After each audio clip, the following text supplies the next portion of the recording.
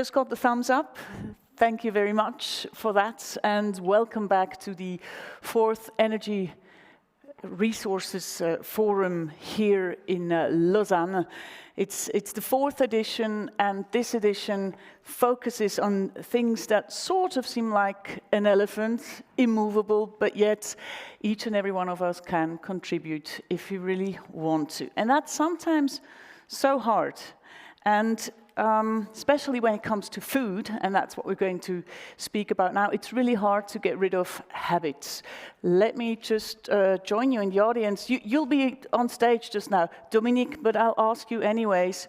What did you have for lunch? I had a focaccia. I need the microphone. Thank you. I had a focaccia and a carac, which is a local specialty based on chocolate. So local, that's good. It was good, but not healthy. I have bad conscience about my lunch, but I was with a very nice person that I met for the first time, so it was half of the pleasure. So the pleasure with the person, but we feel bad about the food you ate. How about you, Aymeric? How bad did you feel about the food you ate today? Yesterday or today? Huh? Yesterday or today? No, today. Oh, do you want to tell us about yesterday? On the week, no, because if you are asking for today, it's the wrong timing because I'm fasting on Monday. Oh, bravo! Okay, so no food for you. No food on Monday. Mais il faut pas. Tuesday afternoon, 40 hours fasting on Monday. Well, but not a sugar low here on stage then. Coffee, Good. Just a coffee. So if then we know we need to feed you chocolate or something. Right. I'll ask somebody else. Lunch. Who had lunch? What did you have for lunch? I had a Thai curry. A tiger? Thai curry. Oh, a Thai curry. Yeah. Chicken curry. Did you feel good about the lunch? Yeah, actually I was in a hurry, so it was a quick lunch. So what food do you eat you don't feel good about? It comes with a bad conscience? Yeah, meat. I'm trying to be vegetarian, but I'm not practicant, so... It's hard. Sometimes I eat a piece of meat and I have bad conscience. Who feels bad about eating meat?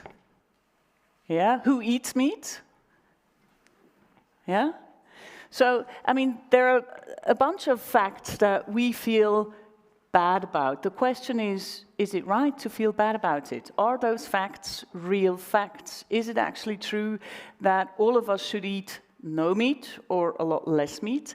And there's some other facts we're going to talk about just now, and I'm really, really thrilled about that, because we're going to look at food the way it would be sustainable and it would do us all good, and we'll see if the stake is still in that. So, I'm really thrilled to have guests online joining us here today. Our first guest who is going to present will be Gregorio Dávila Díaz. He works for the EU. And already online as well is Silvia Lazzaris. Hello to the outer space of digitization. And if okay with everyone, I will be starting with Gregorio. Gregorio, he knows the side of the producers, the farmers, really well. He leads the unit within the EU that is dealing with the environmental and climate dimension of agricultural policy, meaning that they are envisioning the future of farming and of food. And the new Vision 2050, that's just recently come out, and it's clear. I'm thrilled to hear from Gregorio what this vision entails. Is it going to change everything? I'm really thrilled. Please welcome with me Gregorio Dávila Díaz.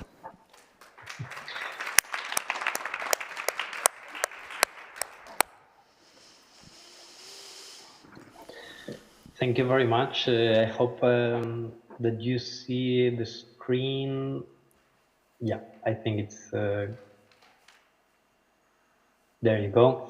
So thank you very much. And first of all, well, thanks to the organizers for inviting the European Commission and DG Agriculture to this, seminar in particular, but in the framework of this reflection that you are currently, encouraging and animating, which is fundamental for for the future of our planet, for the future of food security, and also for the future of rural livelihoods.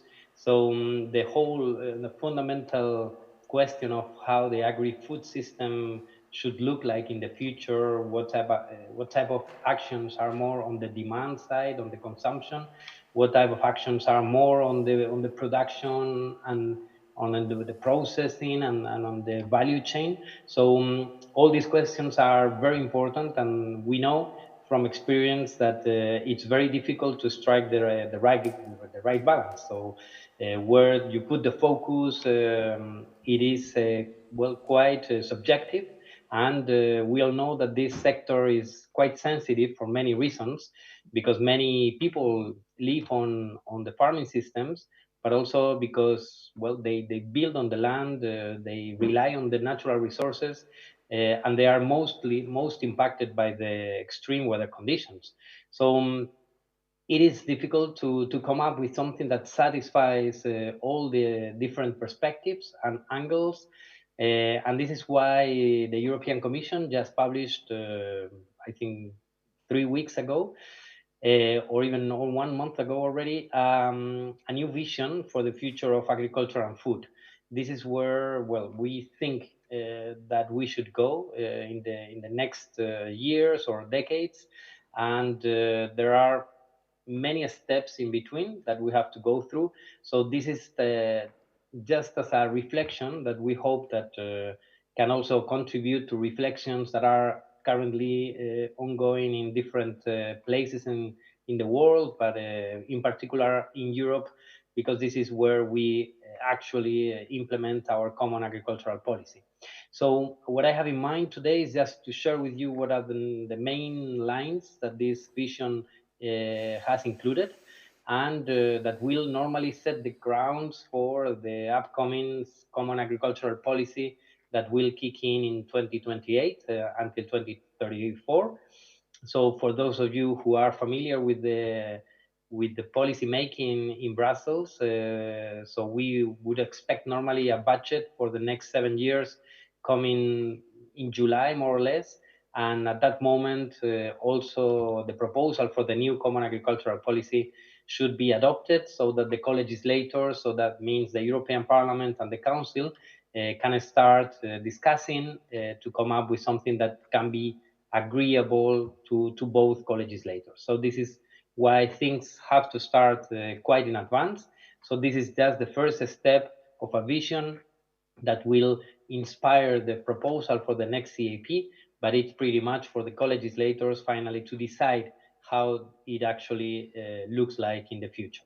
So this is what I wanted to share with you. This is something that we have started on the basis of several reflections on many different areas. So probably if you are familiar with what is going on in the European Union, you may have heard all these reports that were commissioned by the President of the Union, by the President von der Leyen.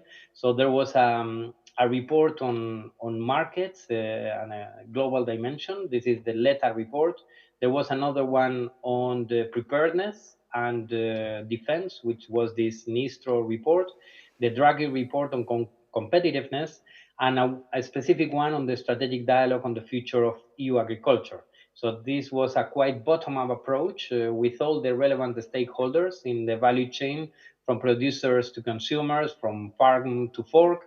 They got together and they came up with a report that was actually agreed by everybody. So this was really unique, and this was very helpful also to prepare the vision that we just published and that I will present today.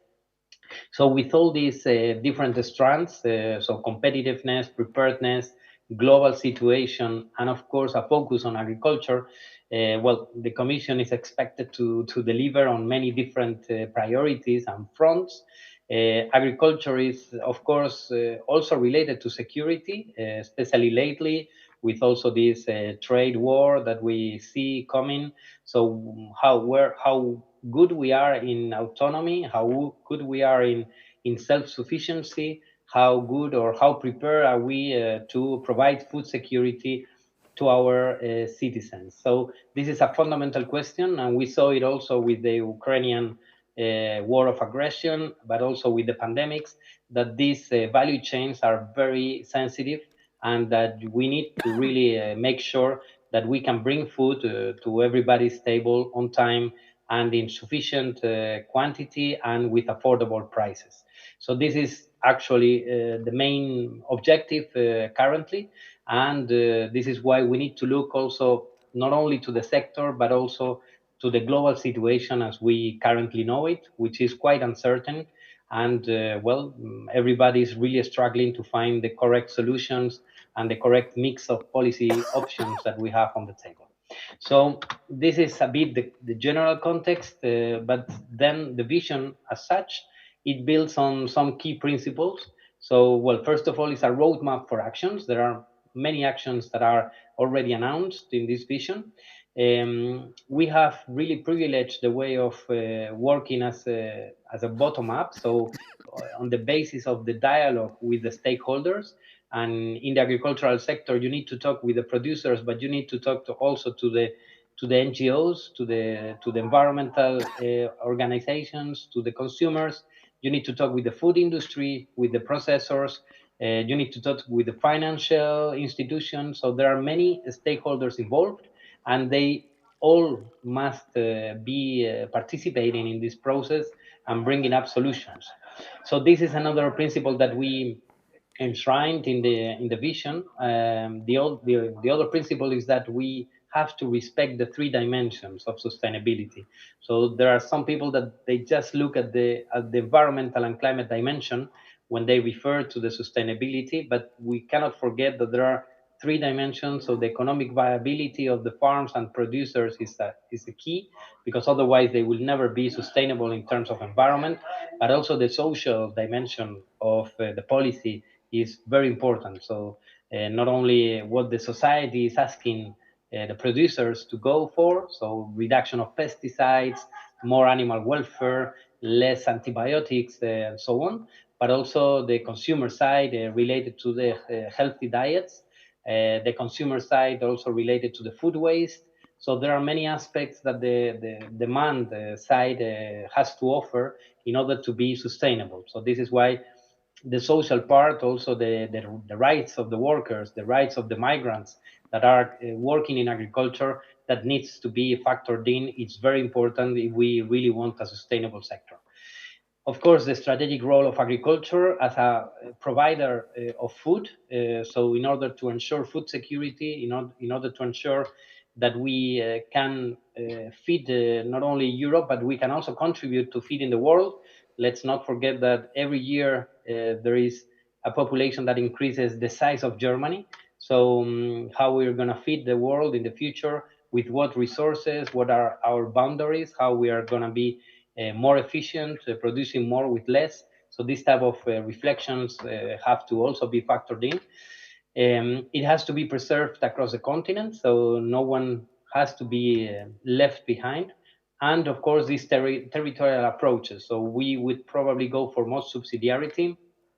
We heard also the protest from the farming community last year that they need to be in the driving seat of the decisions in the farm, and they probably know best what to do in which circumstances, especially in a situation where the climate events are so changing, and we are maybe a bit too much used for top-down solutions from Brussels, and we probably need to give a bit more decision-making power to the ones that are actually farming, to the ones that know how best to manage the land, of course, provided that the results are there and that the outcome and the positive effects on the environment and climate are ensured.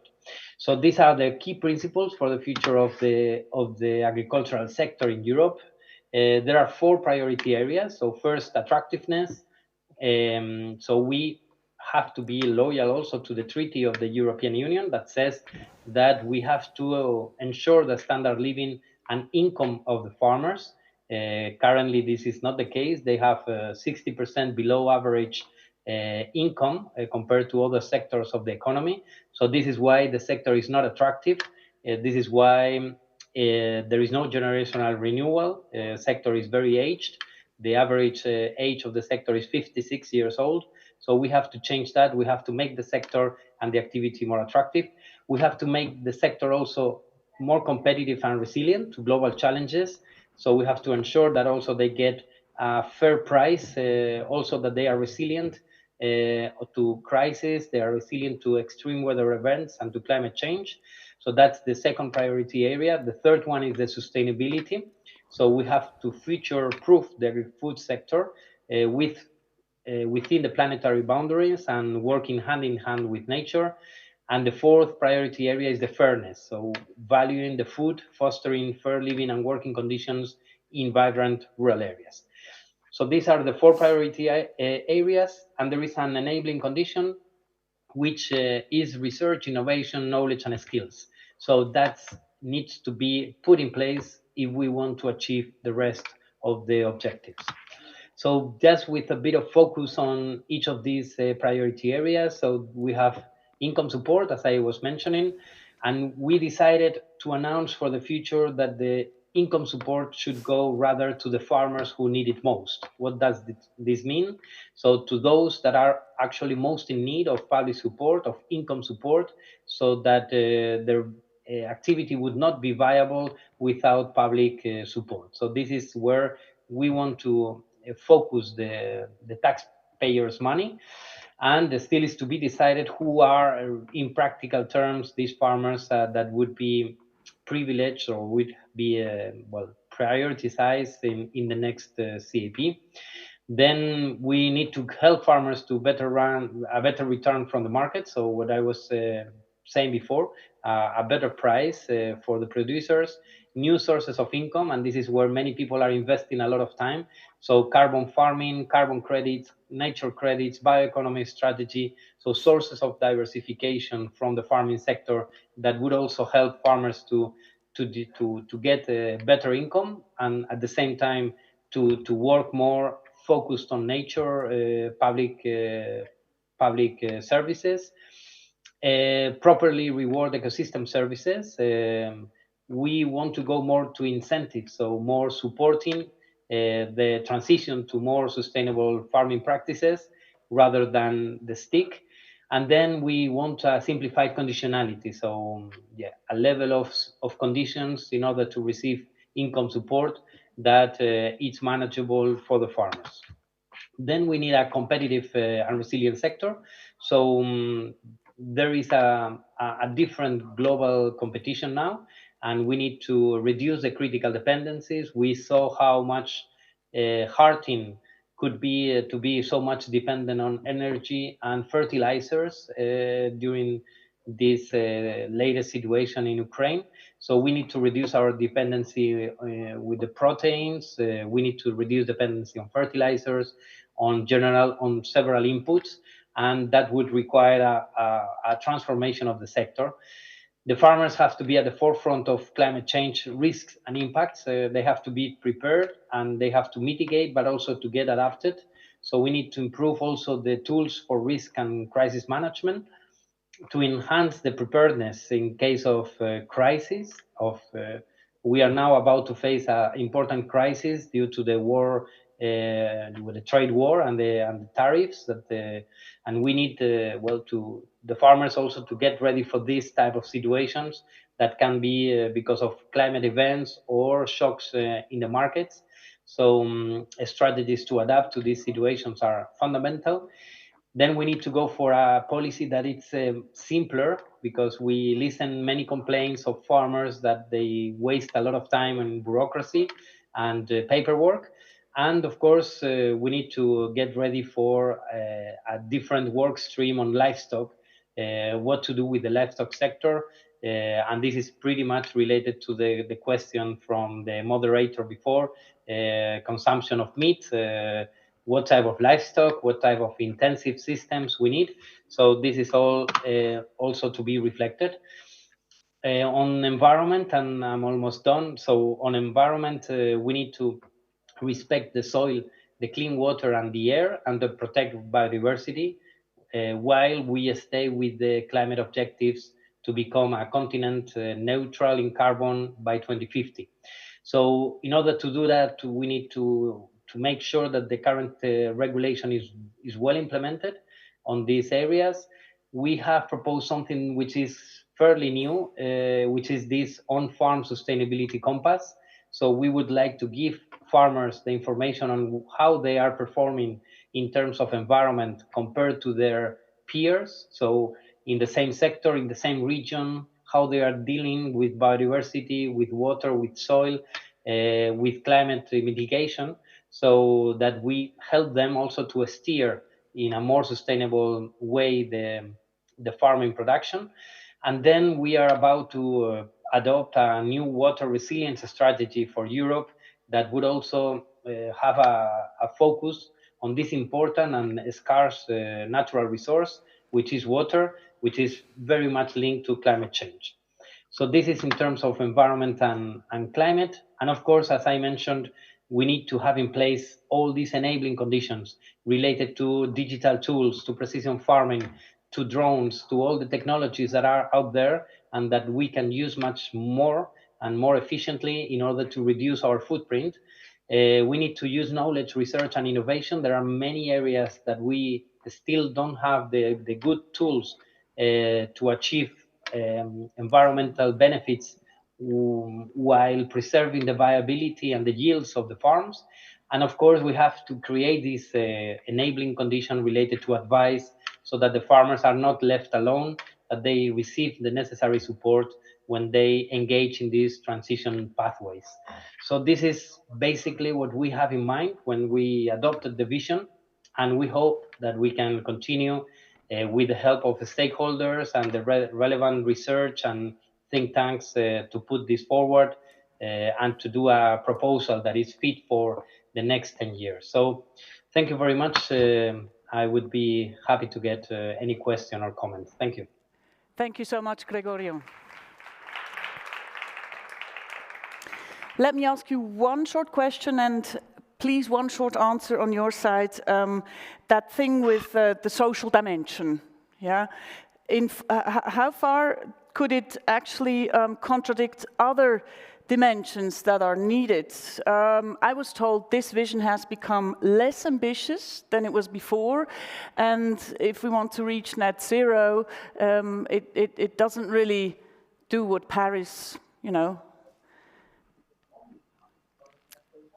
What do you say? Has it become less ambitious for the sake of the farmers, more lenient towards the farmers, but not towards the climate? I don't think so. I think it's a shift of probably to reward more effectively what the farmers are doing and still can do. So I've been visiting many farms, and it's really amazing the number of farmers that are engaging in carbon farming practices, in preserving the stock of carbon matter in the soil, in putting buffer strips to enhance biodiversity. So this is the type of farming systems that we need to encourage. And this is what we said in the vision. We have to improve this uptake of these sustainable practices. And there are many tools. I mean, we are helping these carbon credits so that they can also receive compensation via the markets. We want to put in place the nature credits. So I wouldn't say that it's not fit for the carbon neutrality goals and the climate goals. It's just a matter of supporting the way it needs to be supported. Thank you so much, and let's hear some more of those facts or research facts. I'm really thrilled to have our next guest here. She's an agroeconomist. She has her background in agricultural science and economy. She teaches food security at ETH Zurich, and she also teaches at Uni Lausanne about sustainable food systems. She says we need to rethink some of those supposedly given facts. Warm welcome to Dominique Barjolle. Thank you.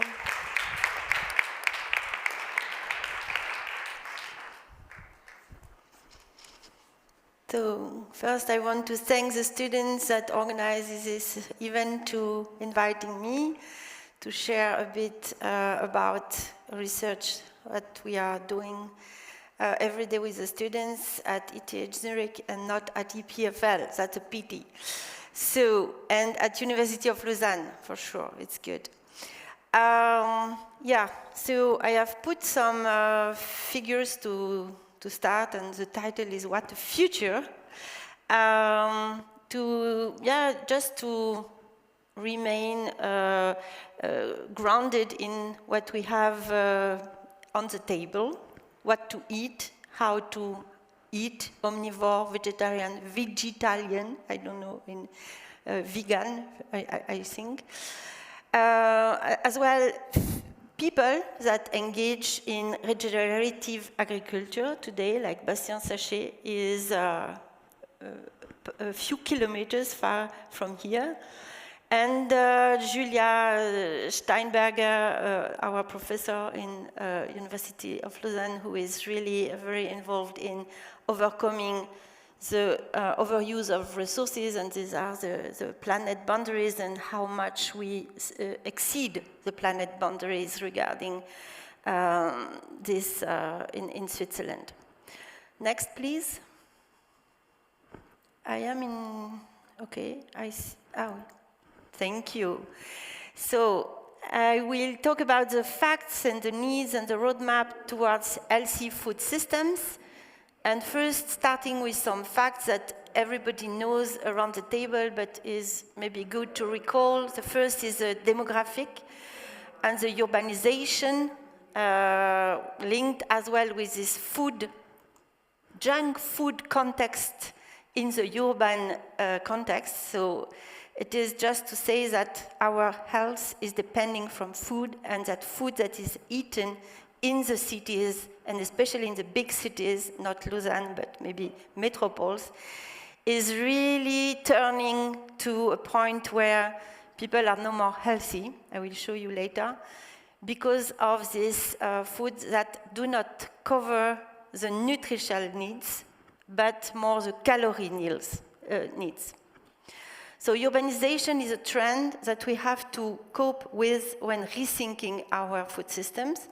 Then, yeah, this is a trend of urbanization, just to say that we are already a large part in the cities, but the trend is really, it's a green pillar, it's really to raise more with the growing of the population. So it will be more people in the cities than now, so the junk food phenomena will grow, and with all these costs of the health that are related to what the people eat. The second is the overuse of natural resources. I think Gregorio already did talk about this. Soil, biodiversity, water, air. So all emissions that are related to our food, 1/3 is emitted by our food system all around the world. And I think it is something we have to take into account when we eat as well. The second is the change in yields that is a consequence of this climate change. And we see the percentage of the diminution of yields that is already, or it was in 2013, so it is already more than 10 years ago. And it is even worse now. So we are facing really danger in food, in procurement, due to this gas emission that are for sure linked with what we eat and how we produce what we eat. Then biodiversity, this is a number of species that are at risk, so that diminish too much, and it is growing and growing. And this is very linked to pandemic, and the link between the pandemics that we had, like COVID, for example, or now at risk is this grippe aviaire. So there is a strong link between the way we treat biodiversity and the risk of pandemics and health crisis. And then the soil, 1/3 of our soils on the planet are already degraded. So if we do not if we do not stop degrading soils. It is something additional to the climate change impact, to the yields. And then the water, and it's good because Gregorio just mentioned this water resilience strategy at European level. It is very important to understand that only 3% of the water we have on the planet is water that is fresh water that we use for human consumption and for watering the plants. So there is really a very small amount of the water that is available to drink and to water the plants. And we see that this demography will have a strong impact about the water, which is already a bit a scarce resource. And then and this as well to highlight the way we eat is depending from the way we produce. And if we produce food that is in need of water, then it is worsening the impact of climate change. And then the food insecurity. And this is a point which is very tricky because it asks us the question, who access the food? Who can afford food? And then we see that it was a dream done by United Nations agencies a few years ago to drop to achieve what we call the zero hunger, meaning everybody having access to food, everybody being able to buy the food if needed. And this is the monitoring of this zero hunger strategy. And what we see clearly, we were not bad until beginning of the 2010 years. So like in 2010, we were in a decrease of hunger and undernourishment. But since then, we had really bad situation worldwide, and it is very linked to the crisis, not only the climate crisis, but more likely the wars around the world, because we know that this crisis, so these conflicts around the world, they are increasing the undernourishment of population. But what is interesting as well, it is to see that we are not facing only undernourishment. We are facing a big crisis of malnutrition. And it is this tendency to live in cities and to adopt these junk foods that put the world as well in this malnutrition situation, which is as well a big crisis. So, what are the needs facing all these challenges? The bad picture. So we have needs. One is population is growing. So we need to produce more food in quantity. Then overuse of natural resources. Yields are decreasing, water is scarce, etc. So we have to produce more with less natural resources. We have to improve efficiency. And then food insecurity. So we should aim at this zero hunger and to address as well the malnutrition situation. So we should go for a food system where we produce more accessible, more affordable food with proper qualities, like as well nutritional content. And this is where we come to the strategy of the zero beef or the zero animal meat. So zero animal-based food and zero beef, zero milk diet. And it is as well something that makes me thinking always. And I was very happy to hear from the European Commission we must adopt in more territorial approaches and not one solution for fits all situation. Because actually in the deep north or in the arid zones, but as well in Europe, in the Mediterranean area, for example, for sure, and we have as well done some research that proves that animal-based production is more resilient against climate change than crop or vegetal-based production. And it is very important as well to understand that animals were since always, so since a long history, a way to overcome crisis in food, because it is the animal-based products are more proper to be stored and to be conserved. So this idea of reducing is good. So having a certain critical approach, how we produce the meat, this is useful. But having this position, we must switch all to vegan or to vegetarian, it's a bit an overestimation of the capacity of the humanity to make this transition because of situation where the meat is really the base of the diet.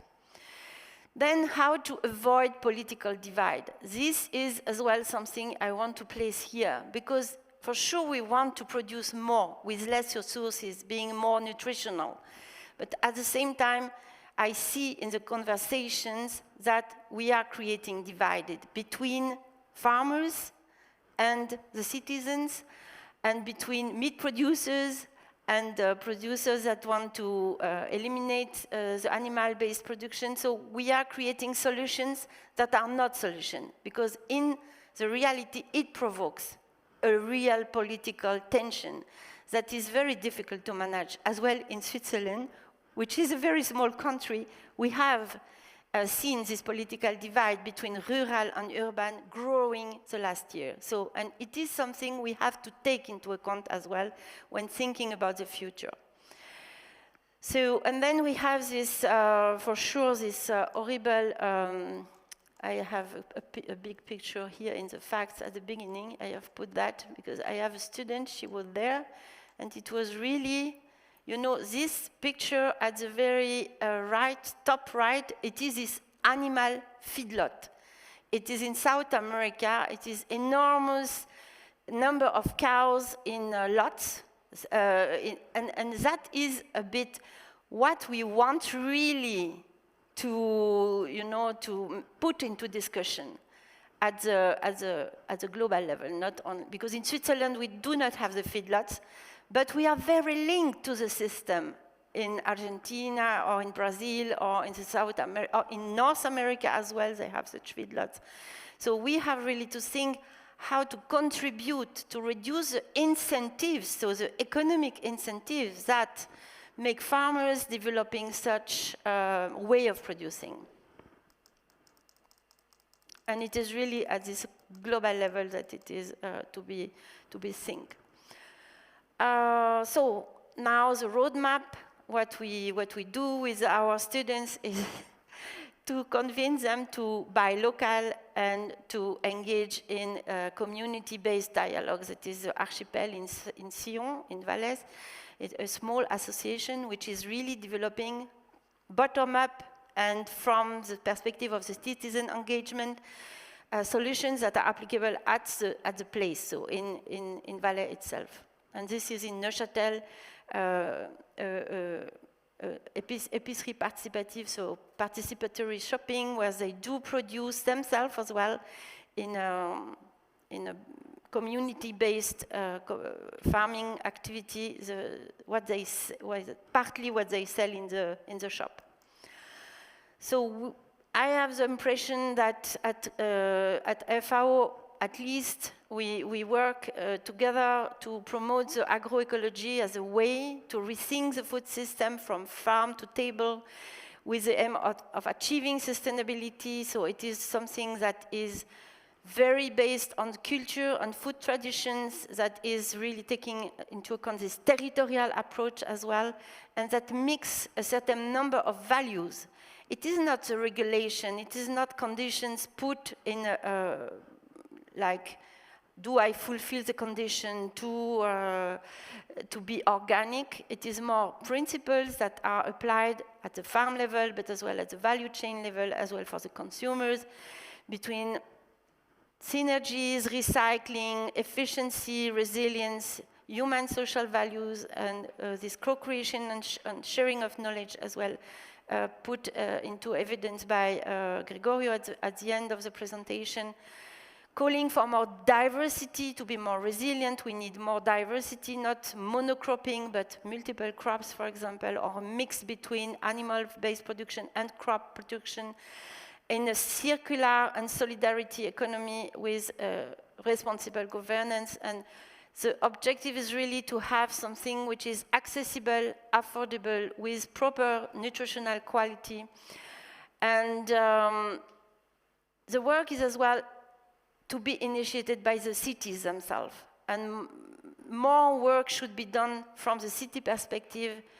I really emphasize always the importance of cities having a real food policy and a food policy council in the cities that is able to create the connection with the food shed around them and approvisioning the city directly with fresh and nutritious food. Then reducing fast and ultra-processed food, it is like this feedlot. I mean, it is something we know, less sugar, less salt is needed, and these industries that promote fast and ultra-processed food, it works really against the healthiness of the health of the food system and of the people and the animal. And then substitute intensive animal production by leguminous vegetables. We were talking about that over the lunch, that it is really a need to promote leguminous in our diet and how to produce them locally and to transform them and to make them digestible and good for the taste. It is still a challenge. Okay, then for the students in our cities, we are very alone. The loneliness of the people, and especially the students, is impressive to me.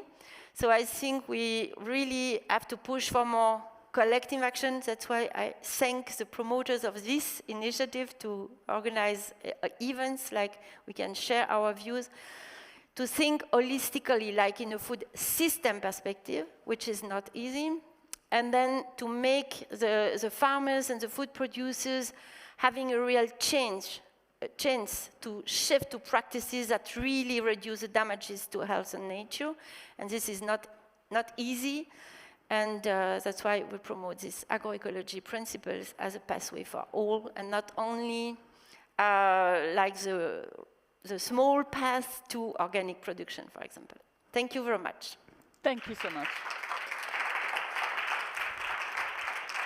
Merci beaucoup, Dominique Barjolle. I invite you to take a seat here on the panel, because, ladies and gentlemen, we're going to discuss, and you are very welcome to take part in the discussion. We've got this lovely cube that I will just toss out into the audience as questions arise. And we've got more guests lined up. I'm really happy to have Aymeric Jung with us. Please join us on stage. He's the kind of person who made a large change in his life. He went from capital market, investment banking, hedge funds, to supporting startups, local farming, local food, and social economy. A warm welcome.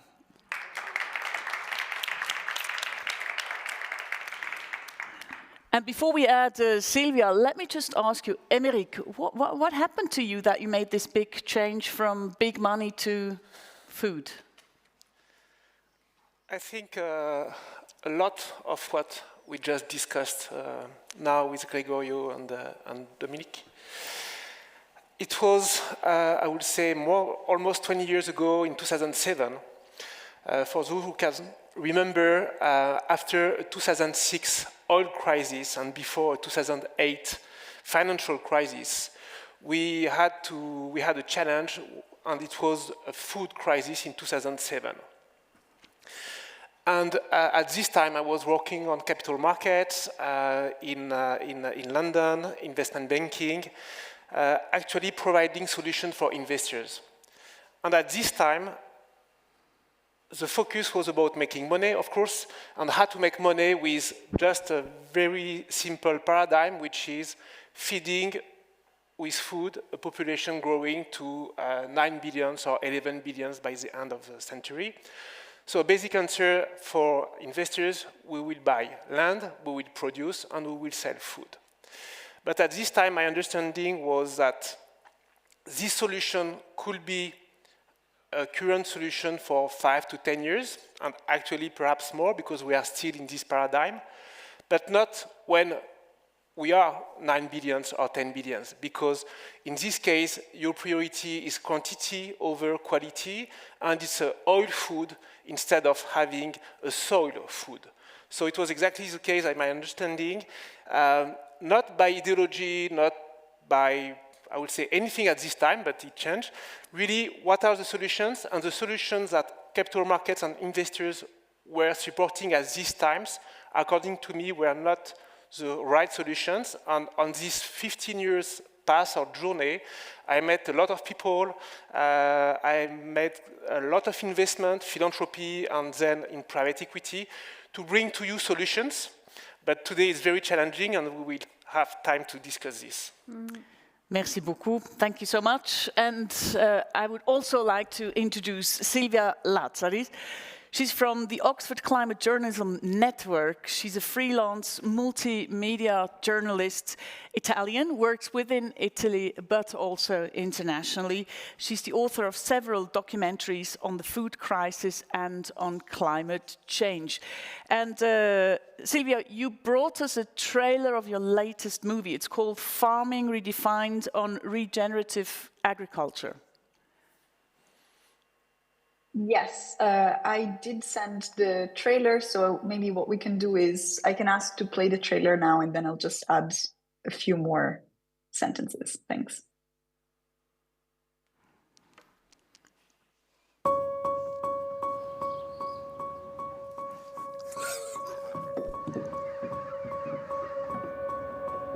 We already know that our food system is broken. We won't grow enough food if we keep farming the way we're farming today. The idea that somehow we would be able to continue farming as we are and feed ourselves is like complete fiction, right? In the meantime, more than half of the topsoil of the world has gone. I think we're lacking like a positive story for what the future might look like. But there's a solution that many are starting to talk about. Regenerative agriculture. Regenerative agriculture. Regenerative agriculture. Regenerative agriculture practice. Regenerative farming, meaning that when you farm, you're actually leaving the land and the environment in a better state than before you're farming. I'm trying to convince people that they should work together with nature and not against nature. The technology of nature is so far superior than anything man-made. But what is regenerative agriculture, really? Probably the most difficult question you could ask, because regenerative agriculture is not uniformly defined throughout Western Europe or even not in the world. Then how can we be sure that it's not just another term used to do greenwashing? Terms for ecology are being appropriated by those great enterprises which often do the contrary of what those terms they have been created. My fear for regenerative is that before it has a chance to be taken seriously and to be sort of established with proper frameworks and processes, that it's overused to the point where consumers lose their trust in that term. Part of the solution is not about fixing the food system, it's about fixing how we live our lives. Our job is to ask the toughest questions, beyond prejudices and ideology.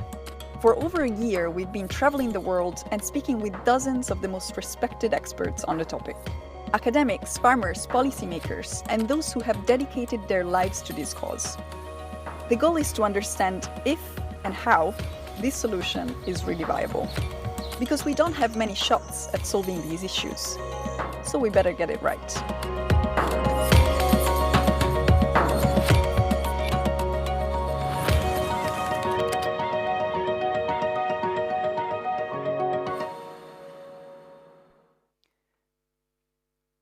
Wonderful. Thank you so much, Silvia. Wonderful pictures. And it sounds a bit like, wow, regenerative farming, that's the ticket. How important is it in the big picture of how we eat and what we eat? How much can you actually do with regenerative farming? That's the first question. And the second question is, what is regenerative farming exactly? Yeah, so just a little bit of background. With this documentary, we wanted to explore this rising movement and label, because in the US and also in Europe, we're starting to see these labels more and more that say, cultivated regeneratively, regenerative agriculture. One of its core principles is this idea that also emerges in the trailer that you should leave the land in a better state than it was before one farmed it. And we weren't quite sure that that was even possible at all. And so we went on an exploration of that. And the particular focus of regenerative agriculture is on soil health, which in some ways takes a step further compared to organic, but then sometimes it's also seen as an alternative to organic. So the in-between conventional agriculture and organic agriculture that could help farmers not have to adhere to very strict rules, but still go in a more sustainable direction than what conventional farming is doing at the moment. When I first approached this topic, I realized that it was hailed by some as a very hopeful solution. Others were actually discarding it as an impossible way to feed the world. And I also realized that the meanings attached to the term seemed to really vary depending on which stakeholder group was speaking about it. And so as a science journalist who has covered the food system for several years, I decided to go on this journey to find out more about it. And I spoke with a lot of people. We made it into this documentary. I can't say that this documentary answers all the questions. If anything, it maybe raises more questions about how we should go about it and what we should do about policy with regards to concepts like these.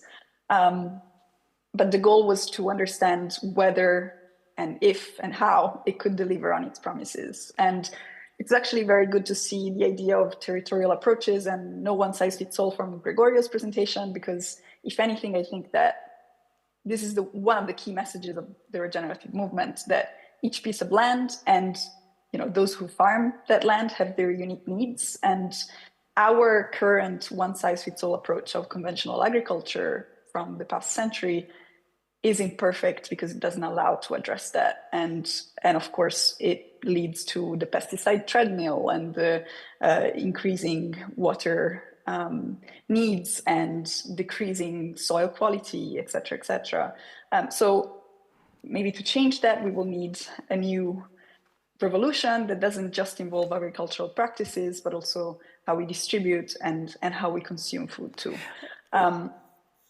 I noticed that there's two ways of coming to this term. There's the sort of bottom-up approach from small-scale farmers, and then there's the top-down approach from big agricultural companies, from Bayer and Syngenta to General Mills, McDonald's, like very big companies saying that they're using who abuses the term? Who misuses the term? So it's hard to say. I mean, there's definitely some promises that are made by big food corporations that are not grounded in solid science. And this is something that it's been corroborated by us speaking with dozens of scientists who said, look, it's undeniable that there are biodiversity benefits, that are environmental benefits related to this. It's very unclear how much further, how much carbon it can store in the soil. It's very unclear, the science around this. And these big companies are just saying, we are, through regenerative agriculture, decreasing our climate contributions because we are storing so much carbon in the soil. That is something that they cannot actually promise. And the other thing is, it's really hard to measure some of these impacts. And so we will need better tools and better methods and frameworks to manage expectations on that, because it really is very different from the organic movement. Organic gives you a set of rules, which, we could argue they're too strict. Regenerative doesn't give you rules. It is based on principles and measurable outcomes. But these outcomes need to be measurable. Otherwise, we don't quite know whether someone is practicing regenerative or not. Thank you so much. And so I think Guys, can I ask you to sort of, keep the answers to like a minute or so? So it's because we're going to do a lot of speeches then. Would be great, but thanks so much, important statement. And I'm asking Dominique, one of the questions was like, regenerative farming, how big is it in the whole entire thing? You said there needs to be a lot of other things that need to be done, like supply chains, etc. Dominique, what does the regenerative agriculture, where does it help? And what else do we need in order to change the food system for a better?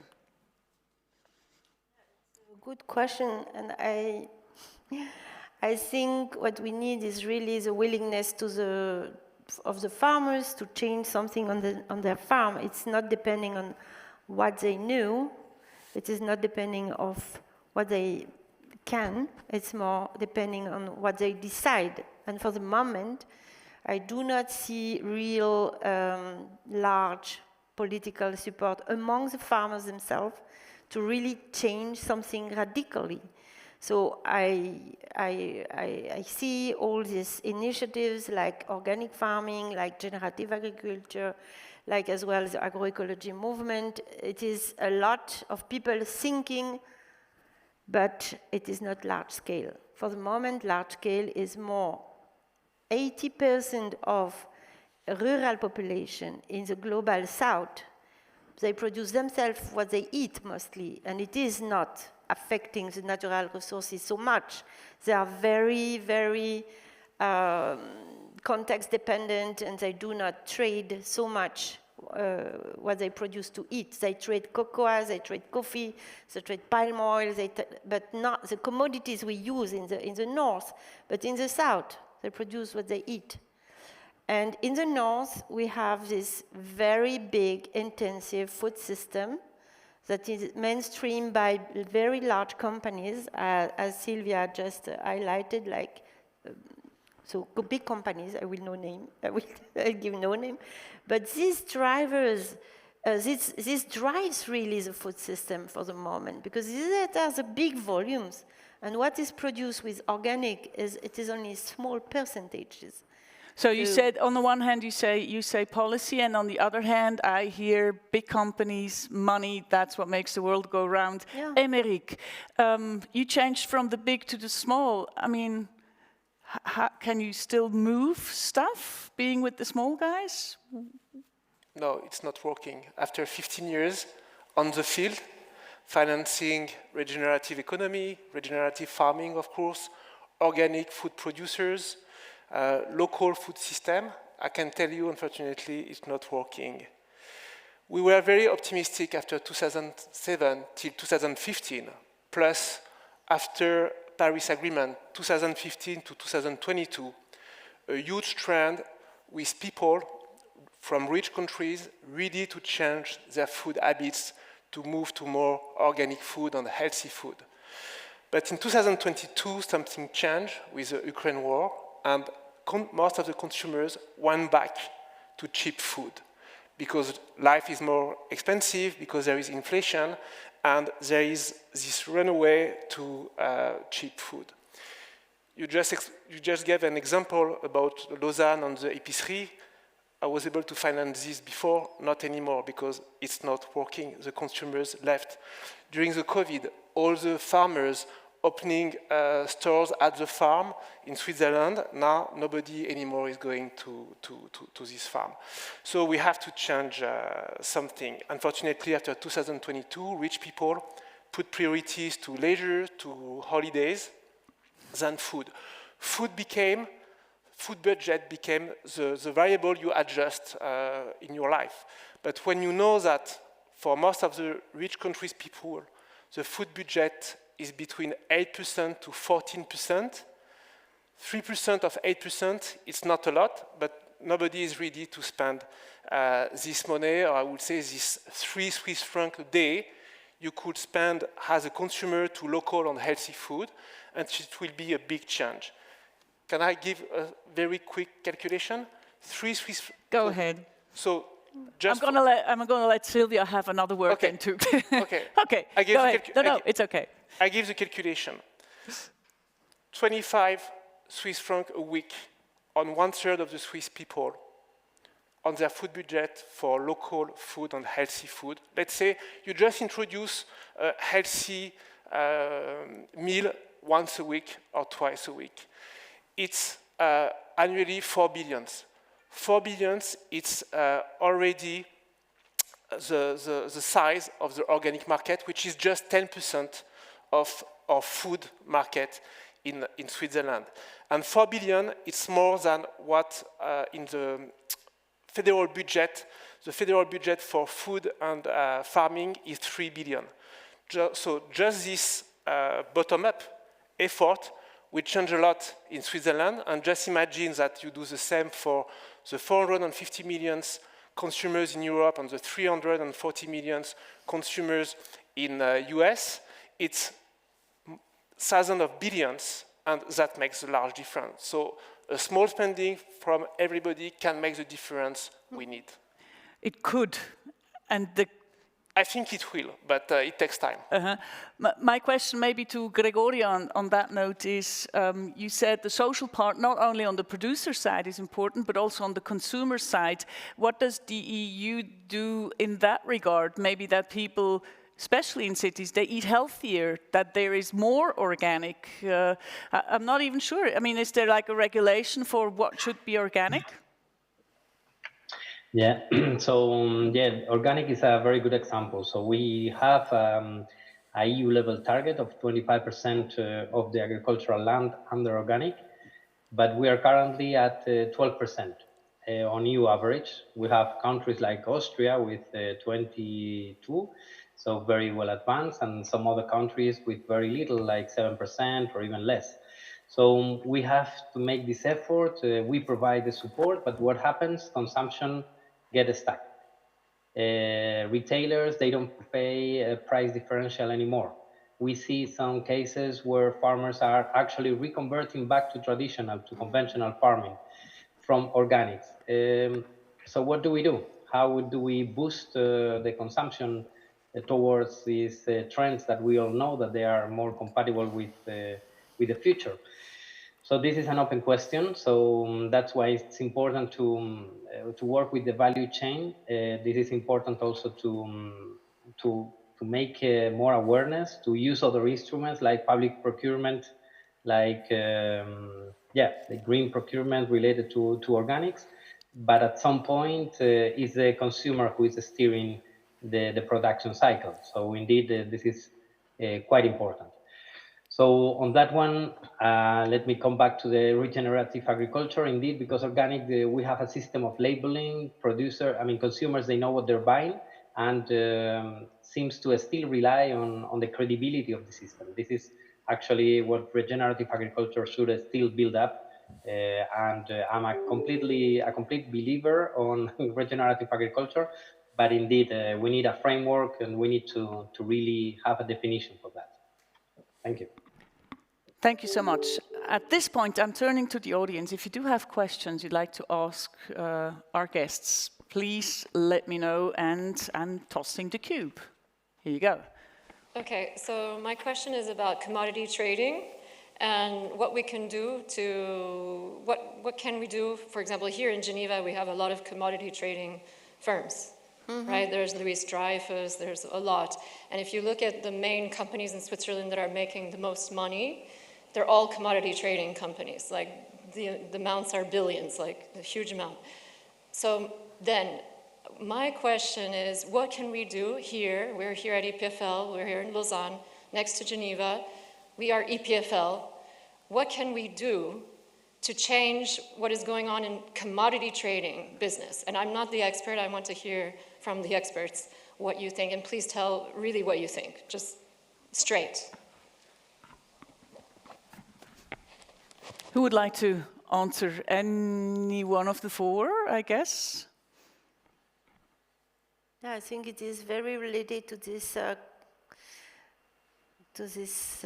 trend of corporate social responsibility that we could really maybe emphasize more at the level of these trade companies. But we see as well that if we put more conditions on companies in Switzerland, the trade will be displaced to another place which is more, or less stringent. So the marge de maneuver is really small to my point of view, because these companies, they are established in Geneva for a long time now, because it is kind of a small world, and they all are there for as well tax reasons. But if we put a pressure on them from the Swiss perspective, then they will go just elsewhere. And so what to do, maybe starting from what we have done already in our university in Lausanne, it is to create this master for sustainability in the management. You know, we have this, we have a new master for sustainability management together with EMD, EPFL, and University of Lausanne. So maybe the next traders, or the traders of the next generation, if the training for them, the basic training, and maybe as well the permanent training, are raising really the concern about the food system and the sustainability of the planet, and the importance of protecting nature, etc. Maybe the next generation could do something less harmful for the nature and for our health. But for the moment, the drivers are very, very much market-oriented, and for this economic perspective, I do not see short-term a solution at this level, but maybe I'm wrong. You're shaking your head, because I was going to say the hope that that's going to change is a bit romantic, isn't it? Yeah, it could, but commodity trading is not an issue. They are buying and selling what is in your daily food. I'm working with some commodity traders, but very small commodity traders. For example, in Zurich, Algrano. They are buying from small cooperative, good coffee, from farmers farming 2 to 3 hectares. Mm-hmm. So that's the same. If you think that buying coffee or drinking coffee is bad, yes, coffee is traveling. But when you know from who you buy and who are the beneficiaries, it changes everything. So each day you are buying some food, think first, who are the beneficiaries? The large companies and the commodity traders, or another kind of farming? For me, that's the key. And I will really keep this way of thinking, the bottom-up, but just a small scale of the bottom-up can make big changes.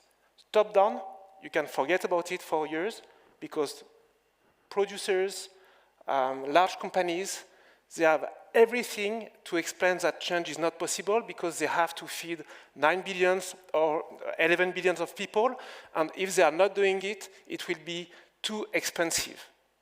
So then you have the price you are ready to pay, and of course we all know that the consumers, they don't know the real price of food they consume, because when you are buying industrialized food from a large company, you pay it 3 times. 1 time at the shop, 1 time with your tax, and 1 time at the hospital later. Clear words. I'm looking at Silvia. Silvia, we talked beforehand, and you said, well, if there's something that might help the consumer to go the direction that Aymeric would like them to go to, could be like a green light system. Could you elaborate on that?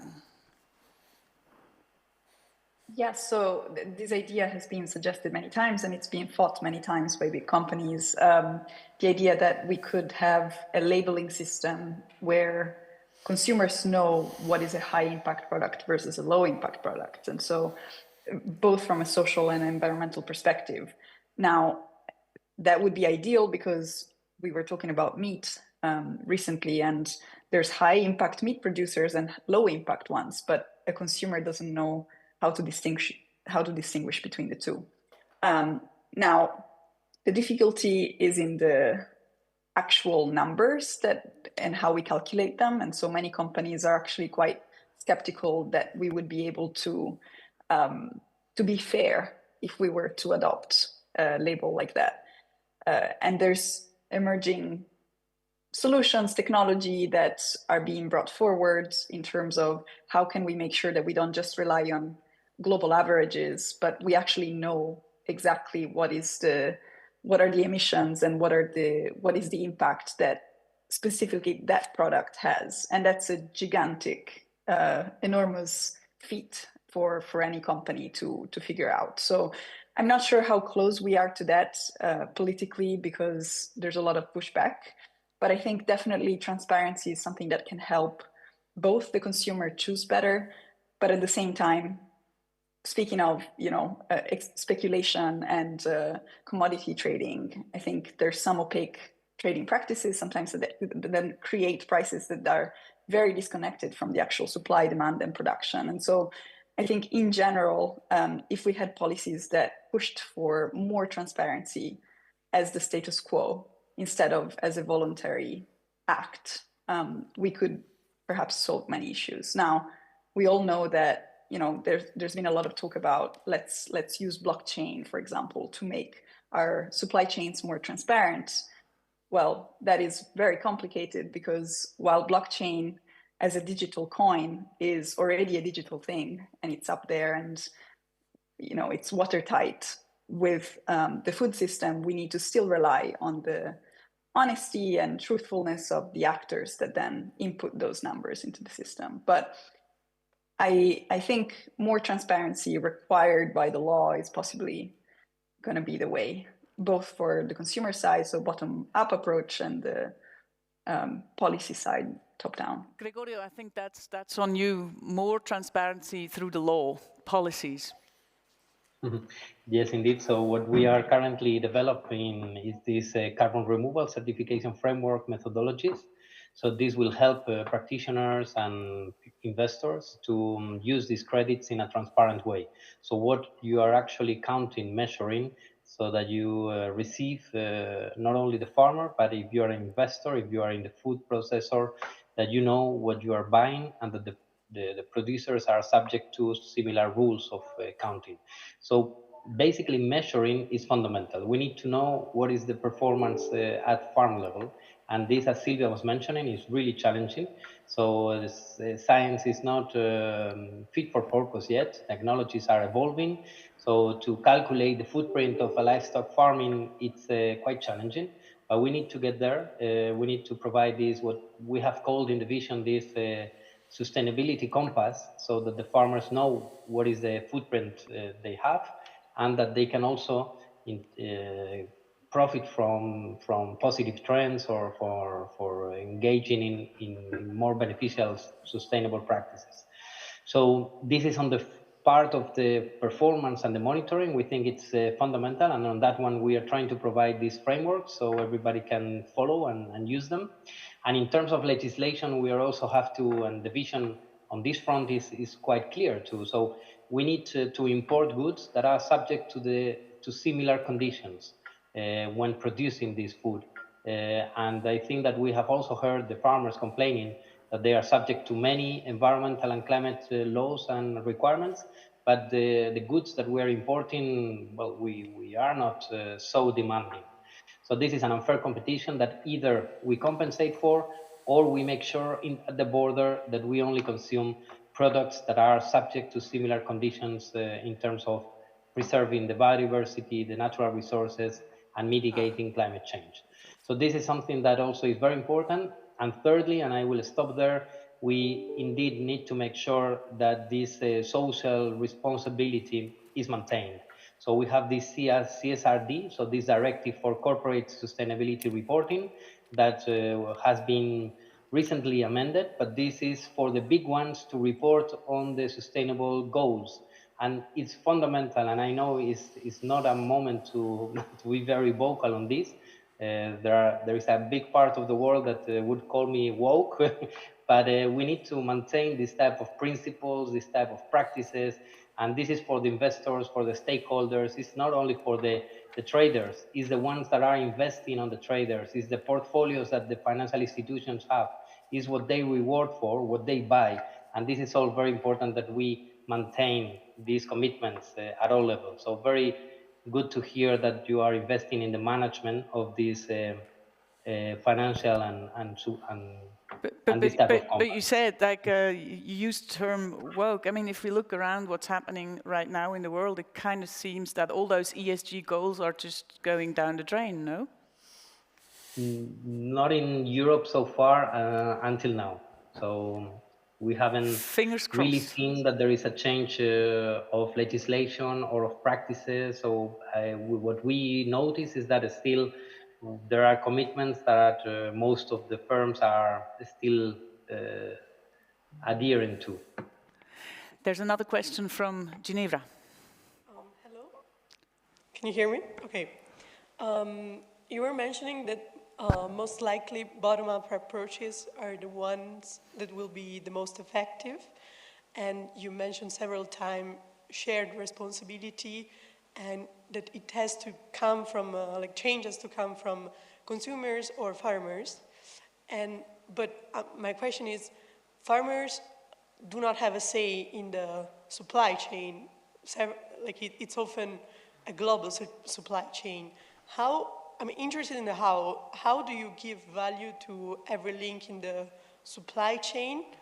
And if I can suggest something, my perception is that if it has to come from the bottom, so from individuals, I cannot think that my individual action can have an impact. I might think that my collective action can have an impact, and I'm not talking about country level, I'm talking about neighborhood level or even smaller family and friends level.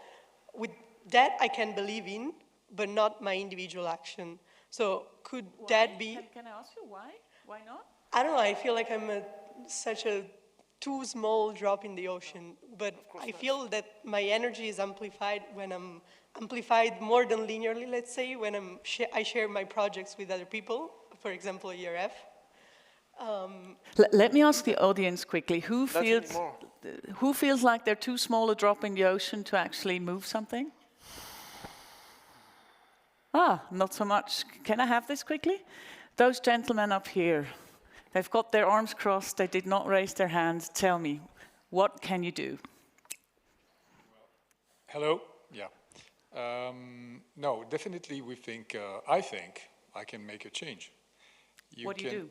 Well, you can make a change as a voter, as a consumer, as an owner, as a family member, as a company leader. I mean, there are every day dozens of ways to influence others and be a game changer, a model for the others. If nobody starts, we're doomed. There's this term in Swiss German, I don't know if it exists in English, der innere Schweinehund. How do you surmount the inner no-sayer? Well, if you think the values you care for, the kids you're growing up, if you care for them, then you do something about it. I'm not waiting for anyone to move around me just to get started. Thank you so much. And you said something, I couldn't hear it. I was talking about the helplessness. So basically, if we all feel that we have no hope, so we feel this sense of helplessness, nothing will change. But I definitely support the point that we have different roles in society and we can influence decisions by by having a choice. And our choice is fundamental because it might influence us more than many others. Is there something that you or your neighbor that you guys do? I 100% do, yes. What do you do? With my choice, I kind of think I'm influencing others that are around me, independently from the context where I am, professionally, personally, like friends. I'm sort of trying to hear like something really practical. Very practical. Yes. Well, look at the label at supermarkets, for instance, if you want to buy like local, understand what is in season, what is not in season, discuss about your choices with your friends, so the food that you eat, the reason why you might not want to eat other things. So it's basically taking, yes, practical action, but also information, informing others about why the rationale why you do things. Thank you so much. Anything to add? For example, I'm part of a purchase group who buys only from biological producer like pasta, rice, and vegetables every week. So this is a thing that we can do. One of the big points, and I'll get you just in, I'll give you the cube. But let me ask a question to the panel. We heard now several times local. Going local is important. Could someone elaborate on that? What would that do if, and I mean, what do people in the cities do? Can they go local as well? Yeah, I think it's good to think about solutions. And one is for sure to reconnect more the food shed with the cities, because the cities, that are the consumers. And as I show, 80% of the world population will live in the cities. So if the cities really are able to change the way they supply the food for the cities, this is a shift that can have a great impact. Avoiding a bit the traveling of food to the cities and reconnecting the production close to them is a way as well to produce more fresh food. And we know that the nutritional value of food is really linked to the freshness and the diversity of food. So in many cities, it is possible. In some cities, it is impossible because they have no food shed around. Like Singapore, for example, no food shed. But in many cities, it is something that is feasible. And for the moment, I was last week with an agronomist. He worked in Hanoi in Vietnam, and he recalled us that Hanoi was supplied with fresh food since 20 years. And it is very recent that they disconnected the food shed from the city. So to prove that it is feasible still under our climate and climate change conditions to reconnect the producers around the cities with the consumers in the cities. And this is something that is not decided by the European Commission, that is decided really at the local level. And it is something, as an example, given to everyone having a responsibility at the city level that wants really to engage. It is a huge potential there that should be really taken up. Thank you. I'm seeing hands raising instantly. Could you? Is the question sort of going towards the local thing at the moment? Can it wait for a second? Would you hand it over to the gentleman in the brown sweater? He's from Milan, I know that. Yeah, exactly. Milano. Thank you very much for all the intervention right now. And I have many questions, but I want to scale it down to one about regenerative agriculture and organic farming. First of all, or maybe two questions. First of all, how regenerative label and organic label are related, because they are two, from what I know, are two very different things, but from this discussion sometimes they merge. And I wanted to ask, also relating to this local fact, how are regenerative practices exportable and embeddable in the territory? Because sometimes I have the feeling that regenerative practices lead to a elite consumption product that can be feasible just for very rich people that can afford that. Because we saw that after the Ukraine war, the priorities of people changed. And so also the kind of reasoning that we made on our purchases changed. So how this is compelling with this? I think this question goes to Silvia. How can regenerative agriculture be exportable and especially not just be there for the rich? Yes, so actually, let me just start from the very first question and answer it super quickly. I think I've seen both cases. I've seen regenerative agriculture being added as a label on top of organic, especially when it comes from bottom up. So maybe it's some organic farmers who are also adding the regenerative label. And then I've also seen regenerative agriculture being used by big industry as an alternative to becoming organic and as a sort of like third way, a bridge between the two, let's say. So it comes into question, I think, because the organic movement is not very happy about this third way necessarily. They think there should be a better push towards organic, whereas now this is sort of like another way to package sustainable practices that doesn't have to be very much standardized. So you're saying there's competition? If the organic Yeah, people aren't happy I mean, about the others? Competition? In the US, representatives, in the US, representatives of organic farming associations have been quite outspoken about their unease with regenerative farming, because not always it's seen as an addition to organic, it's seen as an alternative to that, and they feel threatened by the fact that then, you know, everyone could just find it easier to shift to regenerative agriculture if that is perceived by consumers as the new shiny term for sustainable products. And in other cases, there's farmers who are adopting both. And with regards to the elite product, yes, it is definitely an elite product. It's also, it's priced up compared to other products, from, you know, fruit to all the way to the shirt that was created with regenerative cotton. But I think that organic is already an elite product, and we have a very small market for it still. It of course varies country by country, but the numbers are small. I mean, organic farming is about 10% of European agricultural land. In the US, the number drops to 1%, and globally it's only 2%. So sometimes I think we don't realize how far we still are with, you know, the majority of people to consuming something that is produced more sustainably, or trying to produce it more sustainably.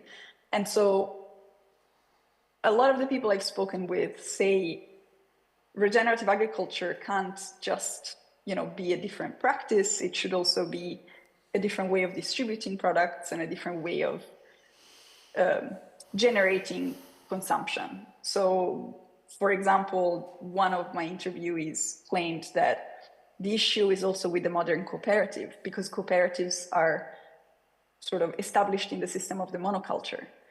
There's the grains cooperative, and then there's the livestock cooperative, whereas we should even change that and allow for farmers that are farming multiple different kinds of food to join a more regenerative cooperative that then maybe joins different units and can get access to scale.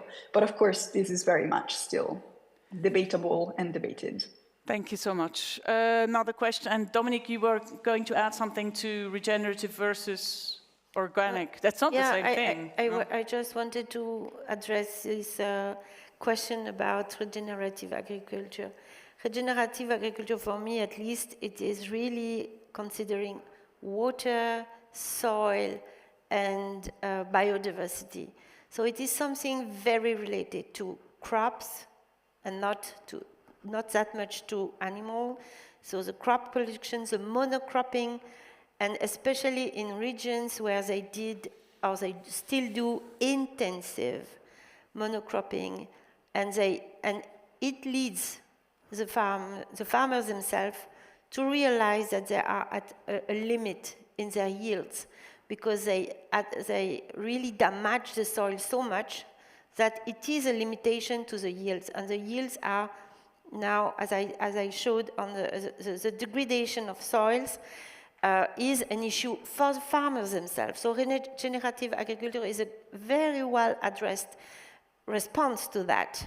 And most of the farmers, even intensive farmers, even in this intensive part of the food system, led by this multinational, are keen about adopting these regenerating practices at the limit of it is okay from the economic point of view. So this is a trade-off. But then it's okay, and I do not see regenerative agriculture as a shift in paradigms. It is more a solution that is for the farmers totally okay. So I see them quite okay and quite, so it's more easy for them to switch to regenerative agriculture practices than to organic agriculture. That is much more difficult because it is really stringent and strict and certified and everything related to administrative burden. So it's more difficult for them. And one of the things, Aymeric, also is I think you mentioned that when we talked, it's important not just local but away from like big production. It's what we are discussing here. It's additional solutions altogether. What is the main one? We don't have one solution. It's additional solutions put together. Because organic farming today, if it's 10% in all rich countries, perhaps just 2% of this organic farming is really fair on a social and environmental point of view. Because if you are buying tomatoes from south of Spain, you just perhaps, let's say there is no pesticide, but it's not fair for the environment and it's not fair for the workers. It was the case years ago, not anymore. First point. So the key thing is intention and the drivers. Regenerative farming, like regenerative economy, it's how by being a consumer or being a producer, I can give back more than when I take. That's the key. With the climate change, we know today that not changing this food system trend we have for the last 1,000 years, or at least for the last 50 years, it's a big issue for future regeneration. So there is two options. Either we can make small changes, local changes, and something you didn't explain or mention, I think, and perhaps the context now on Trump, we could be thankful to Trump. Why? I know it's a paradox. Because we finally have to think on a territorial point of view now, and not anymore food security, but food sovereignty. That's a large difference. Food security is when you think that you can buy what you need, and it's the case of Switzerland. And we are really good and safe in Switzerland for the food security, not for the food sovereignty. So moving to food sovereignty is a key, not against other countries, but just at least to secure this. And if you are doing this, you secure some of your farmers, and the other key point, some of your biodiversity. Because even worldwide solutions will just, and you mentioned this, favor some specific species, and not all the biodiversity we need. And with the climate change, we know that each territory needs to keep biodiversity. That's also the key. Thank you so much. I'm looking again at my watch. The time is running out.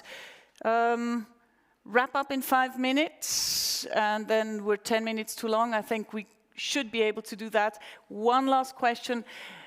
Is it okay? Thank you so much. Okay, one last question, and then a very quick final round. Thank you so much. So you were talking about local producers and reconnecting the production to the cities. And here we are very lucky because we have a farm very next to our university where we can buy our vegetables and where I go to my market. And so we're talking about, okay, our power as consumers to choose where we want to buy food and from where. But how do you think we can act at our scale when, well, the university replaced the farm by a research center, and what can we do for that? Very good question.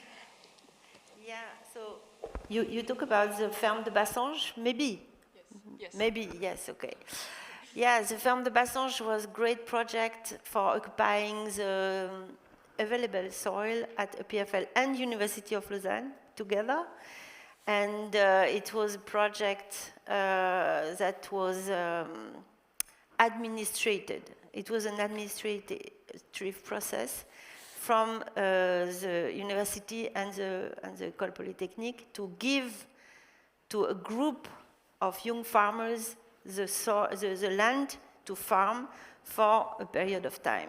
And now it is the choice of the presidency of EPFL to give the building to a research center, no more to the young farmers. I think this is something we have to discuss with the presidency and with the farmers. how do they see both the future of farming in this area, if they want to continue farming or not. And personally, I would be in favor to find a solution that allows the farmers to continue without impeding the research to continue.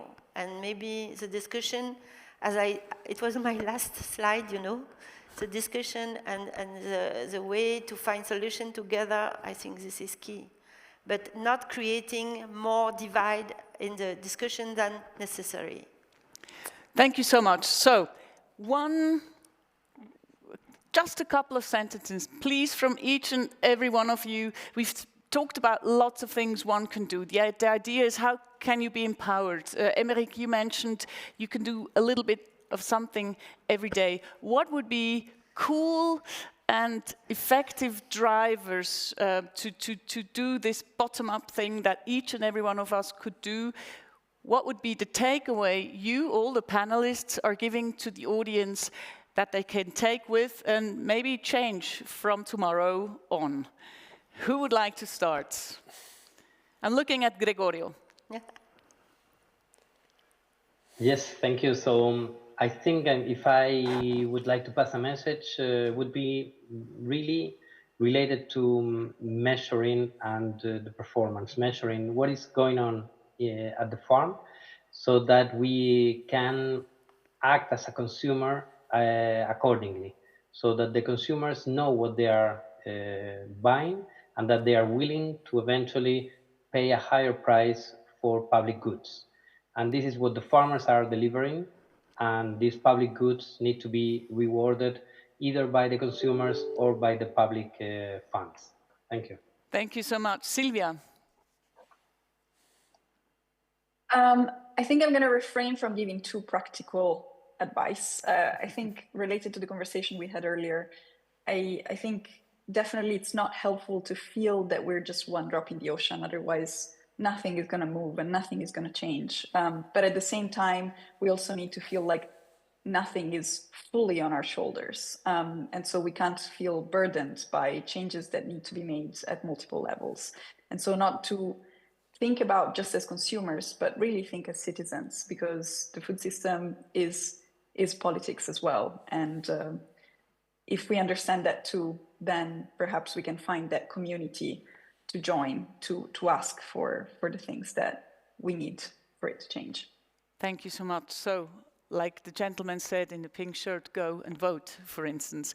What are the giveaways that you're handing out to the audience, Dominique? So, as I am more a scholar, I think I give my best to educate people and to give them knowledge in order for them to take decisions when they are empowered to do so. But actually, in my view, we are in a food system where the power is in the hand of a very few key people. If the key people could be replaced very soon by young people that have good ideas and good analysis, and then move forward for a better understanding, and but as well analysis and decision making, could be good. A revolution. Aymeric. Yeah, I will just correct something. Good food, local food, healthy food is not more expensive. It's more expensive by product, but on 1 week, on 1 month, how you decide to cook, to take time, to change, and it's not every day, and I'm not the right example. I'm doing this once a week or twice a week. That's enough, and you will balance your budget. So you really have to leave this concept of it's more expensive. It's more expensive when you buy it today, but on the mix, on the right balance, it's not more expensive. And it's also what I understood on an investment point of view. Instead of supporting one company or one new brand which is local or healthy, we really have to bring these new brands to large companies, large corporates, to push them to change internally. That's very important to get systemic change. And I would like to share something with you. You are very young people, but do you know who was JFK, John Fitzgerald Kennedy, and do you remember John Fitzgerald Kennedy's inaugural speech in 1960? when you ask people to do something, he explained, ask not what your country can do for you, ask what you can do for your country. Just think the same with your food. Ask not what the food you buy can do for you, think what the food you buy can make possible. Mm-hmm. That's a big difference. Very good. I was almost going to say amen. Amen. Thank you so much to all of you, Silvia, Make your Gregorio. food great again. And Aymeric. Merci beaucoup. Thank you. Thank you, Karin. Thank you. Bye. Thank you very much. Thank you so much for being here, for taking part in this discussion. We're going to have one more masterclass at past, and it's going to be on energy communities. Energy, very hard thing to, or electricity, very hard thing to explain, but if you can produce it and buy it and sell it yourself, then there's an incentive. We're going to see how that works at past. Thanks so much.